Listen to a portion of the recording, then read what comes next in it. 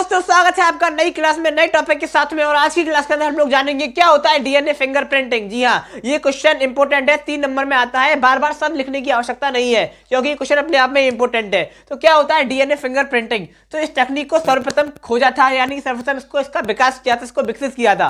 किसने किया था? एलेक जेफरेज ने। किसने किया था? एलेक जेफरेज ने। सबसे पहले इस तकनीक को विकसित किया एलेक जेफरेज ने। और ये क्वेश्चन आ सकता है 1 नंबर में, तो कोई टिक मार्क में भी आ सकता है, तो आपको वैज्ञानिक का नाम पता होना चाहिए। या फिर 3 नंबर में अगर कोई क्वेश्चन आता है तो वहां पर वैज्ञानिक का नाम काली पेन से लिख देते हो वहां पर कॉपी में, तो वो काफी अच्छा लगता है, एग्जामिनर को प्रभावित करता है वो। ठीक है ना। तो अब बात करते हैं एलेक जेफरेज ने किया। तो इसकी सहायता से विभिन्न क्या होता है, इसकी सहायता से विभिन्न व्यक्तियों के मूल आनुवंशिक पदार्थों में भिन्नता को देखा जा सकता है। यानी कि विभिन्न क्या कहते हैं, मूल व्यक्तियों के आनुवंशिकता में भिन्नता को, यानी कि जो आनुवंशिक गुण होते हैं उसके अंदर भिन्नता होती है। यानी कि आपका फिंगरप्रिंट और आपकी मम्मी का फिंगरप्रिंट और आपके पापा का फिंगरप्रिंट, सबका फिंगरप्रिंट क्या होगा? अलग अलग होगा। क्या होगा? अलग अलग। फिंगरप्रिंट मैच नहीं करते। फिंगरप्रिंट केवल मूल रूप से, यानी कि समरूप जुड़वा जो होते हैं, यहाँ पर लिखा हुआ है, जो समरूप जुड़वा को छोड़कर किसी भी व्यक्ति का फिंगरप्रिंट एक दूसरे से मेल नहीं करता, एक दूसरे से मैच नहीं करता। तो ये होता है फिंगरप्रिंट। क्या होता है? DNA fingerprint. तो जो समरूप जुड़वा होता है उसका उस फिंगरप्रिंट मैच करता है, बाकी किसी का भी फिंगरप्रिंट आपस में मैच नहीं करता। जीवधारी की प्रणाली के सभी सदस्यों के डीएनए अलग अलग होते हैं। जीवधारी की जो प्रणाली होती है, सभी के सदस्यों के जो डीएनए होते हैं वो कैसे होते हैं? अलग अलग, भिन्न भिन्न होते हैं। ठीक है ना।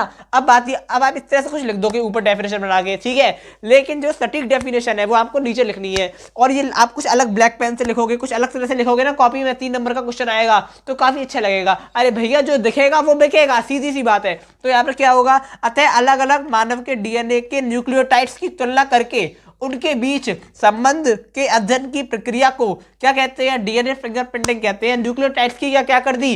तुलना कर दी। और उनके बीच संबंध की प्रक्रिया को क्या कहते हैं? क्या कहते हैं? डीएनए फिंगरप्रिंटिंग कहते हैं। क्या कहते हैं? डीएनए फिंगरप्रिंटिंग कहते हैं। और इसका क्या इस्तेमाल होता है? तो आपने सीआईडी वगैरह शो में या फिर सीआईडी वगैरह में देखा होगा। क्या देखा होगा?